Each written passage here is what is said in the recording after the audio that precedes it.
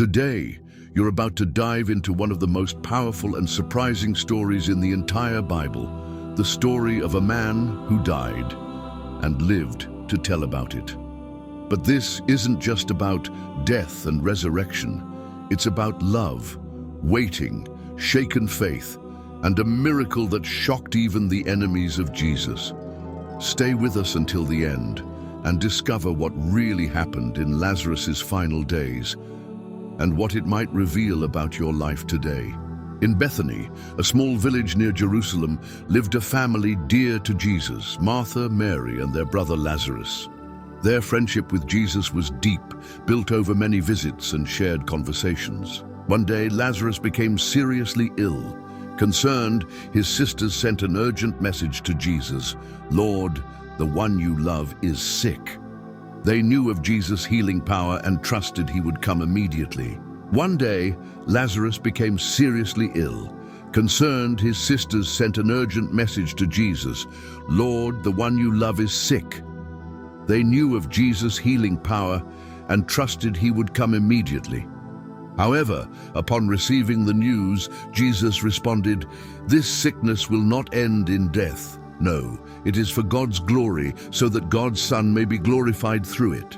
Surprisingly, he stayed where he was for 2 more days. This delay seemed incomprehensible. Meanwhile, Lazarus's condition worsened and hope dwindled. The sisters, distressed, awaited Jesus' arrival, but he did not come. After 2 days, Jesus said to his disciples, "Let us go back to Judea." They were apprehensive, recalling previous threats in that region. But Jesus reassured them, saying, "Our friend Lazarus has fallen asleep, but I am going there to wake him up." The disciples did not fully understand, thinking Lazarus was merely resting. So Jesus clarified, "Lazarus is dead, and for your sake I am glad I was not there, so that you may believe." Thus they set out for Bethany, where a scene of sorrow and mourning awaited them. But Jesus knew that this moment would be transformed into a powerful demonstration of God's glory. As the sun set over Bethany, time seemed to drag on.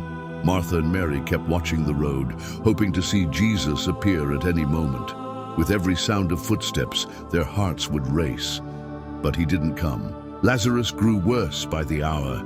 His fever rose and his breathing slowed.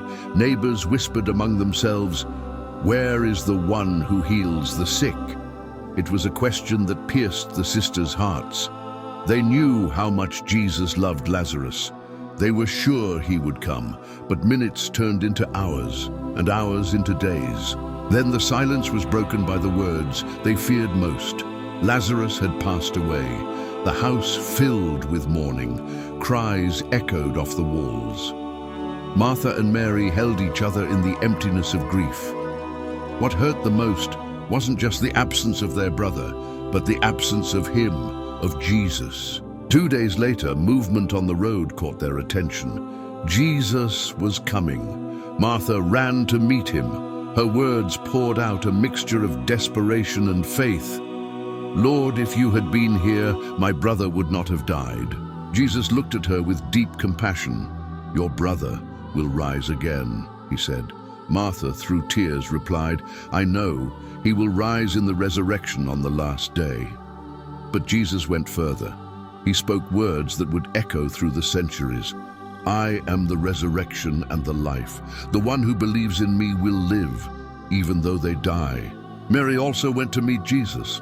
When she saw him and fell weeping, and the people with her wept too, Jesus was deeply moved. And then, in that divine and profoundly human moment, Jesus wept. Yes, the Son of God wept. He wept for Lazarus, for Martha, for Mary, and perhaps for all of us, for the pain of loss, for the silence we feel when we cry out and see no answer. But Jesus had not come too late. He was exactly on time for something greater than healing.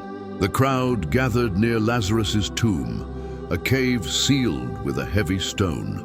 The air was thick with tension, skeptical glances, and lingering tears. Jesus walked toward it with steady steps and commanded, "Take away the stone." Martha hesitated. "Lord, he has been there 4 days. There will be a bad odor." Human logic tried to resist the supernatural. But Jesus looked at her and said, "Did I not tell you that if you believe, you will see the glory of God?" So the men rolled the stone away. The stale, dry air of the tomb poured out. Everyone held their breath. Jesus lifted his eyes and prayed aloud to the Father, so all could know where his power came from. Then, with a loud voice, he cried, "Lazarus, come out!" Silence. For a moment, everything stopped. Then something impossible happened, the sound of footsteps. Wrapped in linen strips, Lazarus stepped out of the darkness of the tomb, alive. Cries, tears, shock, worship. The impossible stood in front of everyone's eyes. Jesus proved he was more than a prophet, more than a teacher. He was truly the resurrection and the life. The miracle of Lazarus' resurrection didn't go unnoticed. The news spread like wildfire. Bethany became the center of attention. Those who were present told and retold what they had seen with their own eyes. A dead man had walked out of the tomb, alive. Some rejoiced, others were terrified. The miracle was so powerful, so undeniable, that there was no longer any way to dismiss who Jesus was.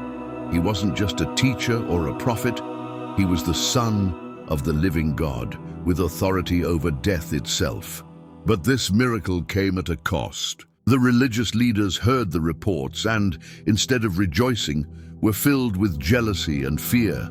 "If we let him go on like this, everyone will believe in him," they said. And there, in that moment, they made a decision that would change everything.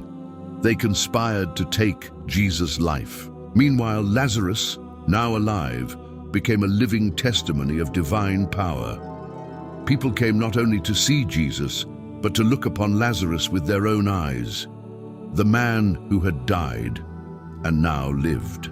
Imagine the look in his eyes. Imagine waking up wrapped in burial cloths, breathing again, feeling the sun on your face, hearing your sister's voice and the sound of the crowd. Life had been returned to him. But more than that, his life now carried a testimony no one could deny. And this is where the story meets us, because just like Lazarus, we all have dead places in our lives, places of pain, silence, and loss. But the one who is the resurrection and the life still calls, still raises, still transforms. Maybe you're in a dark tomb believing it's over, but today, listen closely, maybe it's your name he's calling, "Come forth." Lazarus' story didn't end in that tomb in Bethany. It only began there. After everything happened, life didn't just go back to normal. Lazarus lived with the mark of the miracle in his eyes. Every breath was a testimony. Every step reminded people that he had been where no one returns from, and returned. People came from far away to see him.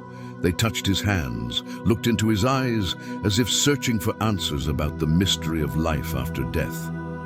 And Lazarus, he simply lived, with gratitude, with purpose, knowing his life now carried something much greater than himself.